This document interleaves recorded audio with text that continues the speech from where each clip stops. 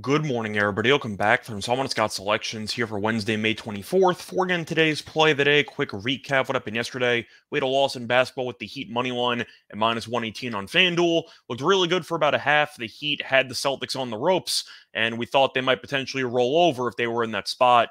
They did not. Boston destroyed Miami in the second half as they ended up forcing a game 5.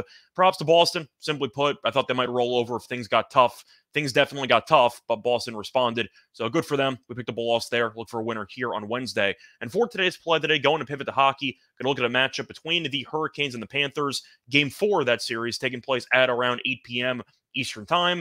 And for this game, going to take the total in this one. Going to take the under 5.5 goals at minus 120 on FanDuel. Time recording of 1 a.m.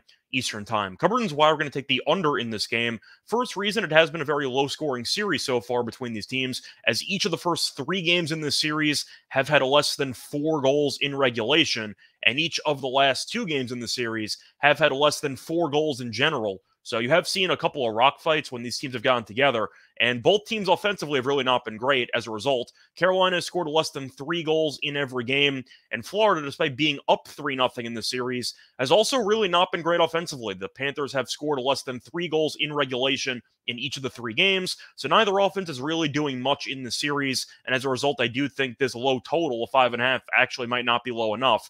And to go through the recent form of Florida, they have played a lot of low-scoring games, and they've been very successful in those games. Each of Florida's last 7 games have had less than 6 goals. So Florida has really taken more of a defensive-minded approach, and it's definitely paid off since they're 1 game away from going to the Stanley Cup. I think, once again, you should see them kind of pack it in defensively, and it should result in a lower-scoring game. But since I mentioned how bad the offense have been in the series, that means the goaltenders have been really, really good, and leading the way there is Sergei Bobrovsky, who has been otherworldly. It's one of the best goaltender runs I've seen in a long time.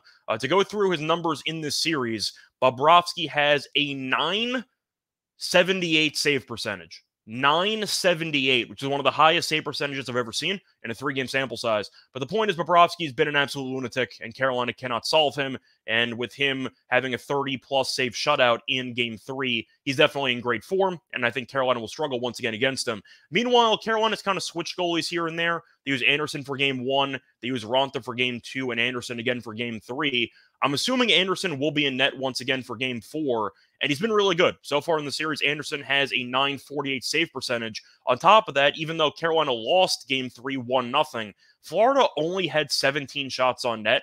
So Carolina's actually done a really good job of dominating the shots on goal. And I think as a result, you will see Carolina's defense once again limit Florida offensively, because Florida hasn't gotten as many chances as you might think for a team being up 3-0. But to go through the trends here, the under is 6-1 in the last 7 meetings. But at the end of the day, you're going to have a spot where the total's at 5.5 when none of these games have reached 4 in regulation. You've had both teams scoring less than 3 goals in regulation in every game, and both goalies have been really, really good. This total just feels too high to me. I think you might get another overtime game. You might see maybe a 1-1 or a 2-2 game. The worry here is that you might have to deal with an empty netter or two, because once again, Carolina is facing elimination. So if it was 4-1, for example, we might be screwed. But I do think even at 3-2, you have a shot of maybe holding off for a couple minutes of avoiding an empty net goal. But if this game ends up being a 2-1 game, like I think it might be, with a couple minutes to go, I think you'll end up seeing this game go under. But until I see either offense wake up at any point in the series, I'm not going to assume it happens in Game 4, and I'm going to take the unders. Play that once again here for Wednesday, May 24th. is going to be on the Hurricanes and Panthers under 5.5 goals at minus 120 on FanDuel. Bye, everyone.